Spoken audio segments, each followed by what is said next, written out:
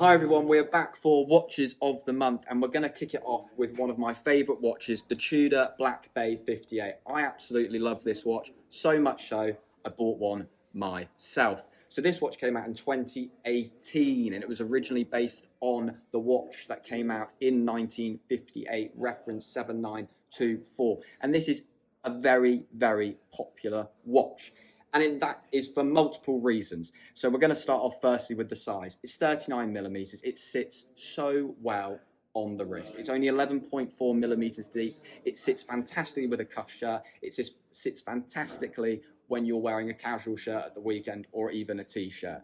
It's absolutely beautiful. You've got that gilded dial, but on top of all of that, you've got that in-house movement they've managed to fit in a 39 millimeter case. You've also got that 5-year guarantee, a watch that's steeped in history and a watch that's so iconic. When we saw all these divers watches getting incrementally bigger and bigger and bigger, Tudor thought we'd push it all the way back to what they were and what they should be from 1958, the early 50s, with that no date, clean, visible dial, with that gilded edge on the bezel, with that large crown on the reference. It really is a stunning piece. And it's a watch that we like to call in the watch world monochromatic, where you can wear it whenever you like. It sits so easily on the wrist. It's not in your face. It's subtle, it's beautiful, it's powerful. It's an absolute workhorse of a watch. And it came out in 2018. And like I said, I fell in love so much with it. I parted with my money to get one myself, and I would never look back. This is an icon here at Lumbers and possibly one of the best watches we've had land at Lumbers. But we're going to move it on. We're going to look now at the new Black Bay 41. So this landed at Lumbers earlier this year, and from first impressions you think it's the Burgundy 41mm Tudor. However, there has been a few slight changes. Firstly, the case size. It's got slightly thinner. It sits slightly better on the wrist this time. But what has changed is the testing. This watch has now been beefed up and it's become master chronometer. So what is master chronometer?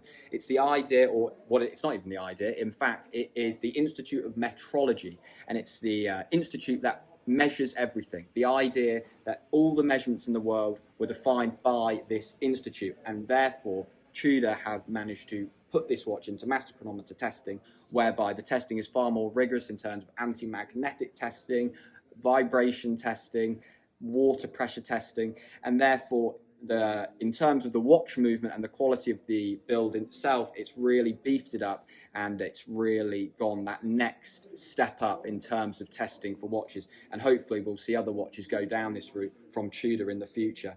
But it's a lovely watch, and it's that step up that Tudor have been wanting to take and they've now done, and it's really worked out well for this watch house.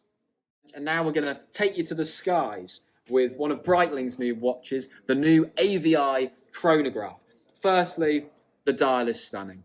The Arabic dial on the navy is beautiful. The new 5-link bracelet is stunning, and it really is a classic looking chronograph. But it was all inspired by the Vought F4U Corsair. Now that was a classic plane that was used. It was an American aircraft used in World War II and the Korean War. And really, this is just a tribute to that.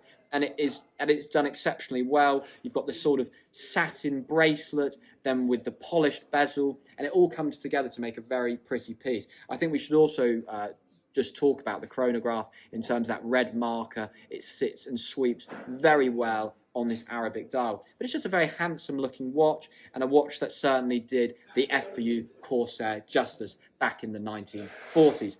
Anyways, this has been an exceptionally long video. I'm gonna leave you to it. See you later, chaps.